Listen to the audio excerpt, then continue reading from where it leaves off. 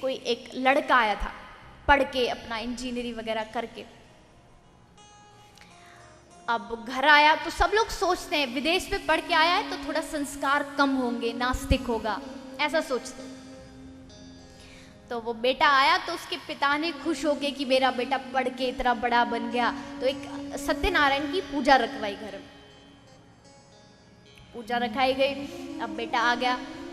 अब पंडित जी जब आए पूजा कराने के लिए तो बेचारे गणेश जी लाना भूल गए जिसकी पूजा करनी थी।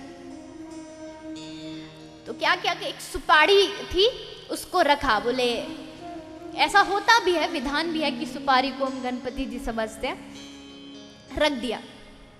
बोले बेटा इसकी पूजा करो। और वो बेटा तो विदेश में पढ़ के आया, वो बोला महाराज किसकी पूजा करूं? बोले इसकी पूजा करो गणपति जी की। बोले गणपति जी तो सुपारी है। तो पीछे से भाप आया, उसने एक थप्पड़ मारा। बोले क्या 2 दिन पढ़ लिया विदेश में, तू तो भगवान को नहीं मानता। उसको डांटा। इसकी जगह उस पिता को यहाँ समझाना चाहिए था कि नहीं बेटा ये विधान है कि जब शास्त्रों में भी लिखा है कि कुछ चीजें जब कमी होती है तो उसकी जगह में हम कुछ और इस्तेमाल करते। नहीं समझाया, बस सोच लिया ये तो नास्तिक है। चलो कोई बात नहीं, पूजा आगे बढ़ी। अब पंडित जी ने कहा पंचरत्न चढ़ाओ। अब पंचरत्न तो थे नहीं, तो पंडित जी ने कुछ अक्षत दे दिए, चावल, उसको चढ़ा। बेटा बोला ये क्या? बोला बेटा इसी को पंचरत्न समझो। बेटा बोला इसको क्यों समझू? तो बाप ने फिर से मारा। बोले चुपचाप जो पंडित जी बोल रहे करता जा। बेचारे ने समझ लिया। आगे आई। बोले वस्त्रोपवस्त्रं समर्पयामि, कपड़े चढ़ाओ। कपड़े थे नहीं तो जो रक्त सूत्र होता है, जो धागा होता है, उसको दे दिया। बेटा इसी को वस्त्र समझो। बेचारा बेटा समझता गया। पूरी पूजा हो गई। पंडित जी बोले अब हम चलते, हमारी दक्षिणा दो। बेटे ने क्या किया, थोड़ा सोचा। उसके बाद उसने अपने पॉकेट में हाथ डाला, सिगरेट रखी थी रेड एंड वाइट, निकाली। उसको निकाल के उसके अंदर जो सिल्वर का जो पेपर होता है, रैपर जो होता है, उसको निकाल के पंडित को दिया। पंडित जी बोले क्या कर रहा है? बोले पंडित जी इसी को 100 रुपए का नोट समझो।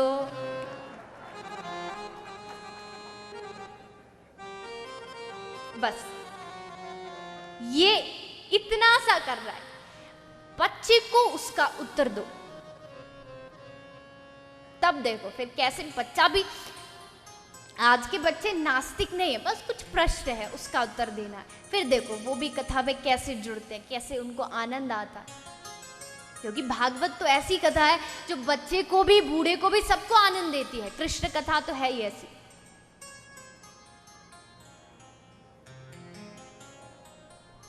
तो आनंद की प्राप्ति इस भागवत कथा के श्रवण मात्र से अवश्य होगी।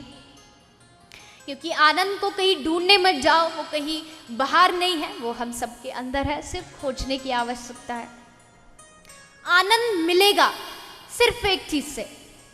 हमारे संत भी कहते हैं कि आनंद मिलता है यशोदा को, और यशोदा का अर्थ है यशम ददाती इति यशोदा, जो दूसरों के अंदर भगवान को देखे, दूसरों को यश दे, दूसरों का सम्मान करे, सबकी मदद करे, उसका नाम है यशोदा। दूसरों की हेल्प कीजिए, दूसरों की मदद कीजिए।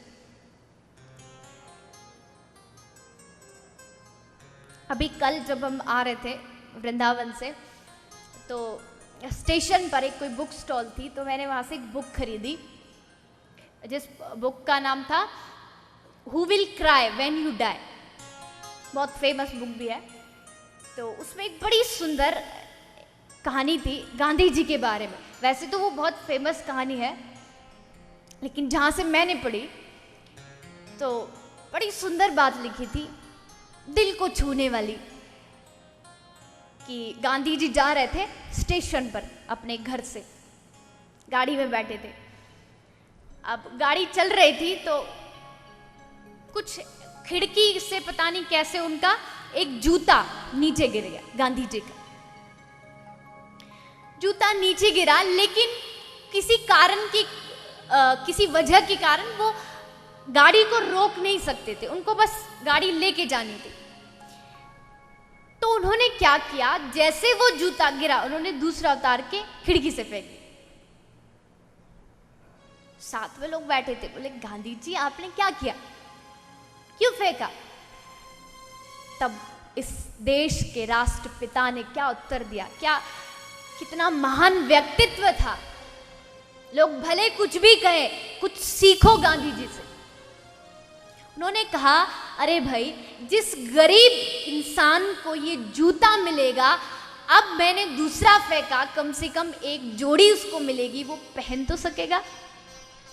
एक पड़ा था, वो ना उसके काम आता ना मेरे काम आता, कम से कम उसके उपयोग में तो आएगा। अब इस कथा को, इस कहानी को अपने आप से जोड़िए। क्या आप भी वही करते जो गांधी जी ने किया? करते? शायद हाँ, इसमें कोई बड़ी बात नहीं है। एक साधारण इंसान भी उसका स्वभाव बड़ा अच्छा हो सकता है। नहीं करते तो आगे से अवश्य कीजिएगा दूसरों की मदद, कैसे भी हो। और वो आप तभी कर सकते हैं जब आप हर एक इंसान के अंदर भगवान को देखोगे, तभी। अगर एक व्यक्ति सड़क के किनारे पड़ा है, कोई भिखारी भीख मांग रहा है, आप जब तक उसमें अपना कृष्ण नहीं देखोगे, आपको उसके प्रति दया नहीं आ सकती। और जिस दिन आपने अपना भगवान उसके अंदर देखना शुरू कर दिया, आपका जीवन सफल हो जाएगा।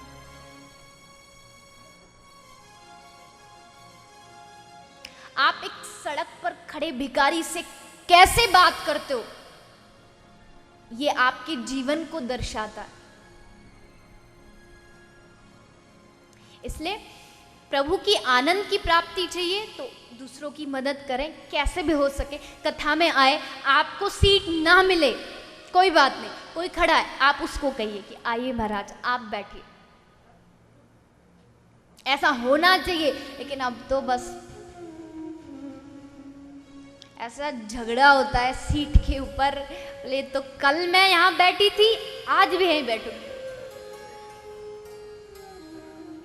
पता है आपको, कथा में चारों युग आते हैं, सतयुग, त्रेता, द्वापर, कलयुग। कथा जब शुरू होती है 5 मिनट कीर्तन होता है, तब सतयुग चलता है। वो 5 मिनट जो है ना, 10 मिनट हम कीर्तन करते हैं, वो भगवान का ध्यान है।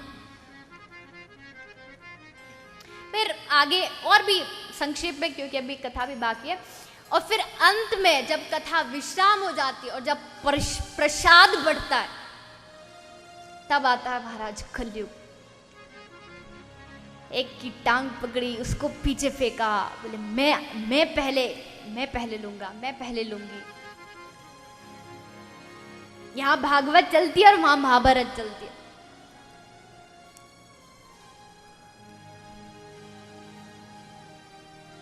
लेकिन यही है कि अपने आप को अच्छा बनाने की हम 7 दिन तक कोशिश करेंगे, जैसे भी हो, और आनंद लेंगे। अच्छा बनाना तो उसका काम है, वो चाहेगा तो अपने आप बना देगा।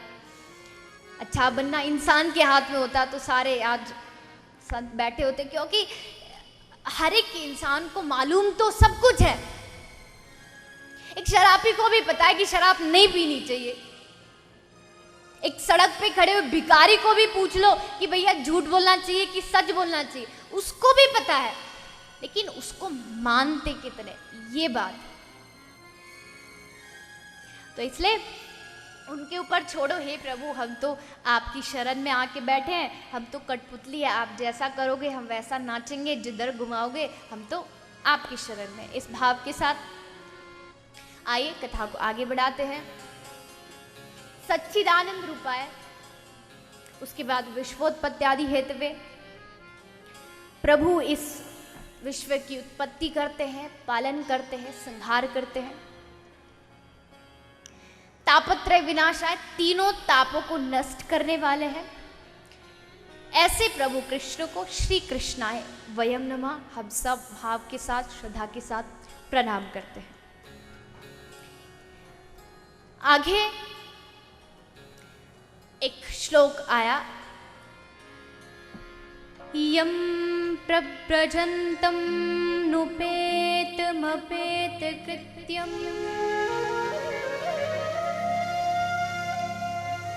द्वैपायनो विरह कातराजुहाव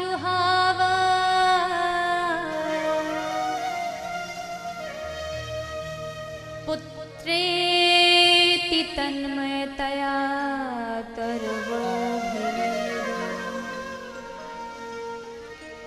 स्तं सर्वभूतहृदयं मुनिमानतोऽस्मि।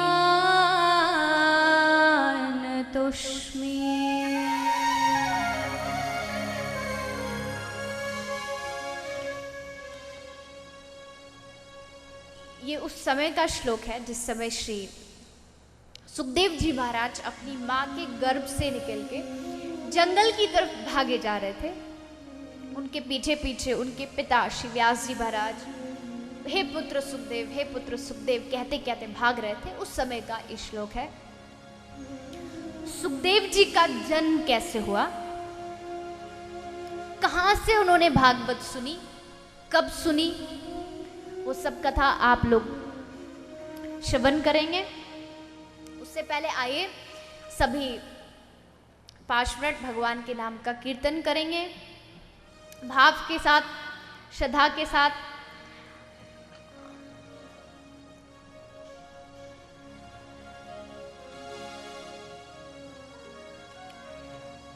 हरि शरणं हरि शरणं हरि शरणं हरि शरणं हरि शरणं हरि